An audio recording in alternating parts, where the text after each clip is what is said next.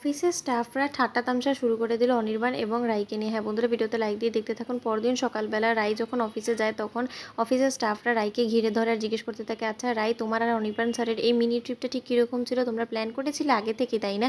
আমাদেরকে একদম বুঝতে দাওনি। আমাদেরকে বুঝতে দিলে কী হতো? তোমরা কী ভেবেছো আমরা তোমাদেরকে আটকে দিতাম? একদমই না। আমরা তো জানি যে অনির্বাণ স্যার বরাবরের মতনই তোমার প্রতি খুব বেশি আকৃষ্ট হয়, আর তুমি যাই বলো না কেন সে সব কিছুই মাথা নত করে মেনে নেয়। তাহলে এটাতে আমাদেরকে তুমি যদি শেয়ারও করতে তাহলে কি আমরা একদমই খারাপ মনে করতাম? তুমি কি মনে করেছো? তখন রাই বলতে থাকে, তোমরা কী সব বলছো বলো তো? তখন ওর স্টাফরা বলতে থাকে, তুমি কি বুঝতে পারছো না? তুমি কি ছোট মানুষ সাজছো নাকি? আমরা বুঝতে পারি না তো? তুমি সব কিছুই ভেতরে ভেতরে জানো, তুমি শুধু আমাদের কাছে প্রকাশ করতে চাও না।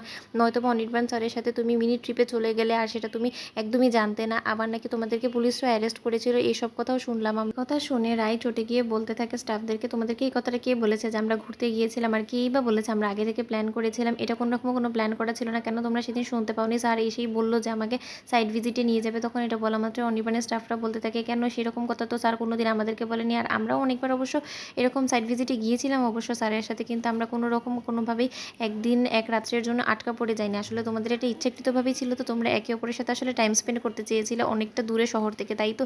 এর জন্য ওখানে গিয়ে ফেসে গিয়েছিল। এই মিথ্যে কথাটা সবার কাছে রটানোর চেষ্টা করছো, কিন্তু যত যাই বলো না কেন সবাইকে বোকা বানাতে পারলো, আমাদেরকে কোনো মতেই বোকা বানাতে পারবে না।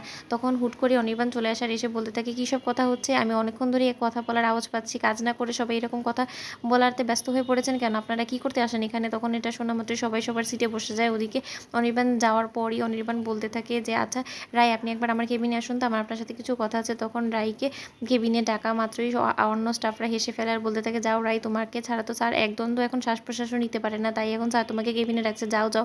তখন রাই রাগ হয়ে অনির্বাণের কাছে গিয়ে বলতে থাকে, স্যার আপনি কী সব শুরু করেছেন বলুন তো? আপনি কেন আমাকে বারবার করে ডাকেন? আমি তো আপনার সব এমপ্লয়ীদের মতনই, তাই না? আপনাকে আমাকে এত বারবার করে কেন দরকার হয়? তখন অনির্বাণ বলতে থাকে, মিস্টার আপনি এত চটে যাচ্ছেন কেন বলুন তো?